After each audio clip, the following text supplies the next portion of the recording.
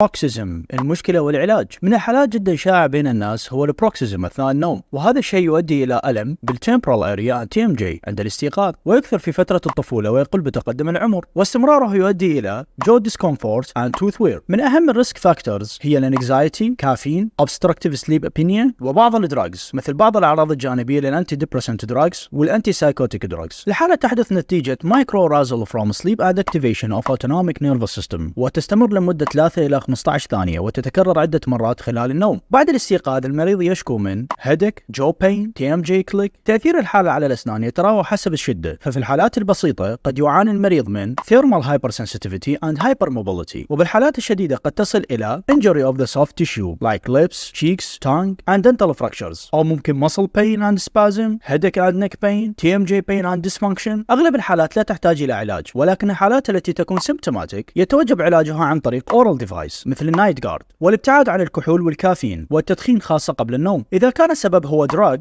فتقليل الجرعة أو إيقاف الدواء يفي بالغرض في أغلب الأحيان. أما إذا كان هذا الشيء غير ممكن فإضافة جابابنتين يؤدي إلى اختفاء الحالة. أما إذا فشلت العلاجات السابقة فيمكن إعطاء كلونيدين أو كلونازيبام، أو يمكن استعمال بوتولينوم انجكشن كل 6 أشهر.